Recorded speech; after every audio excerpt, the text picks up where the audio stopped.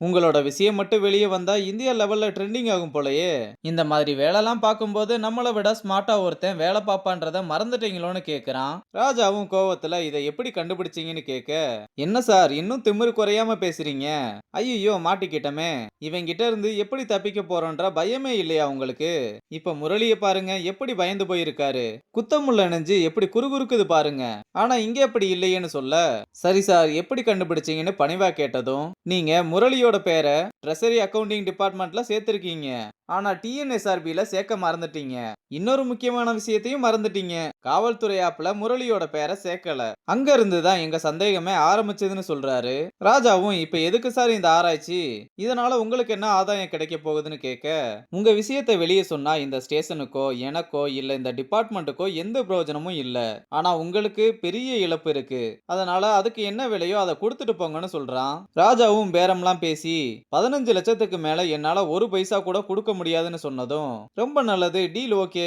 நீங்க எனக்கு டிமிக்கி கொடுக்கணும்னு மட்டும் நினைக்காம இருந்தா இந்த விஷயம் என்ன தவிர வேற எங்கேயும் போகாதுன்னு சொல்லிட்டு கிளம்புறான். அப்புறம் ஸ்டேஷனுக்கு வந்ததும் சீனியர் பேசிட்டு போன பயத்திலேயே, என்ன சார் இது பிரச்சனைக்கு மேல பிரச்சனை வருது.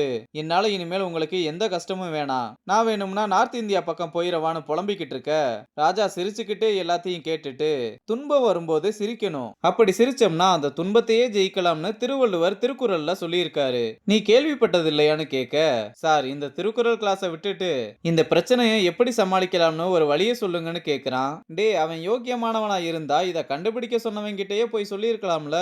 அதை விட்டுட்டு நம்ம கிட்ட டீல் போடுறான்னா அவன் ரொம்ப கெட்டவன். அவனை ஃபாலோ பண்ணோம்னா அவனுக்குள்ள ஒரு அழுக்கு இருக்கும். அதை வச்சு அவனை எப்படி லாக் பண்ணலாம்னு யோசிக்கலாம்னு சொல்றான். அங்க கட் பண்ணா லலிதா டீ கடையில உட்காந்துருக்க.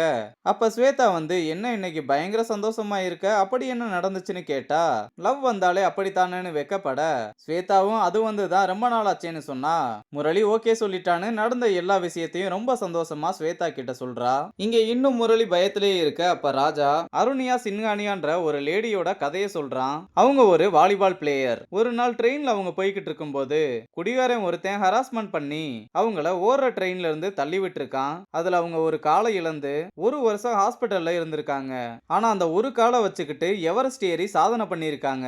அப்ப பாதி தூரம் போகும்போது அவங்களுக்கு சுத்தமா முடியல. அப்ப அவங்க மனசுக்குள்ள ரெண்டே ரெண்டு கேள்வி தான் வந்திருக்கு. சொல்ல போனா அந்த ரெண்டு கேள்வி தான் அவங்கள அந்த பெரிய சாதனையவே பண்ண வச்சிருக்கு.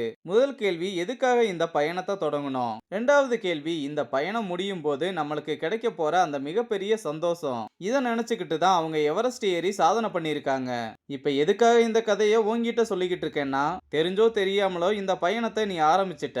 இந்த பயணத்தோட முடிவுல உனக்கு கிடைக்க போற அந்த மிகப்பெரிய சந்தோஷம், இந்த ரெண்டையும் மட்டும் யோசிச்சு பாரு. எவ்வளவு பெரிய கஷ்டமா இருந்தாலும் அதை சமாளிக்க கூடிய எனர்ஜி உனக்கு கிடைக்கும். அவங்க சாதிச்ச மாதிரி ஏன் இந்த முரளியால சாதிக்க முடியாதுன்னு சொல்லிட்டு போறான். அப்புறம் ஸ்டேஷனுக்கு புருஷன் பொண்டாட்டி ரெண்டு பேரும் வந்து என் வீட்டுல வேலை பார்க்கற ரெண்டு பேரும் சேர்ந்து என் வீட்லயே திருடிட்டாங்கன்னு கம்ப்ளைண்ட் பண்றாரு.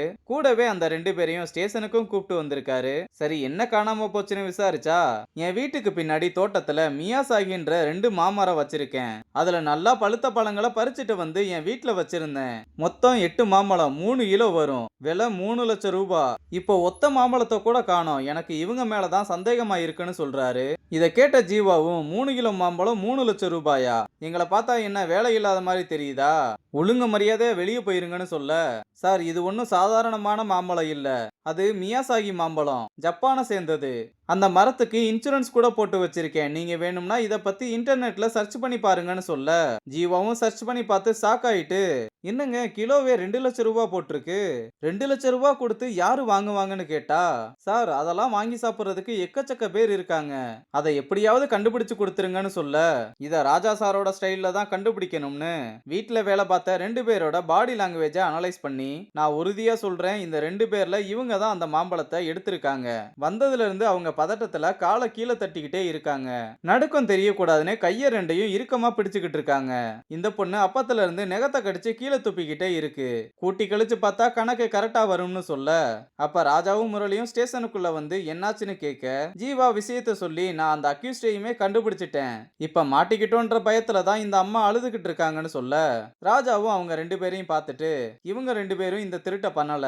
மாம்பழத்தை திருடுனது வேற யாருன்னு சொன்னதும், சார் அப்ப அந்த மாம்பழத்தை திருடுனது யாருன்னு கண்டுபிடிச்சு கொடுங்கன்னு கேட்க, கூடிய சீக்கிரம் கண்டுபிடிச்சிடலாம்னு சொல்லிக்கிட்டு இருக்கும்போதே அந்த லேடியோட புருஷன் மயக்கம் போடுற மாதிரி வர, அவரை தாங்கி பிடிச்சு சேர்ல உட்கார வைக்கிறாங்க. அவரோட பொண்டாட்டி காலையில போடுற சுகர் டேப்லெட்டையும் பிரஷர் டேப்லெட்டையும் போடலையான்னு கேட்க, இந்த பிரச்சனையில போடலைன்னு சொன்னதும், சரி கார்ல தானே இருக்கும் நான் போய் எடுத்துட்டு வரேன்னு சொல்லிட்டு போறாங்க. ராஜாவும் இப்ப கொஞ்சம் பரவாயில்லையான்னு கேட்க, இன்னைக்கு கொஞ்சம் பிரஷர் அதிகமாயிருச்சுன்னு சொல்றாரு.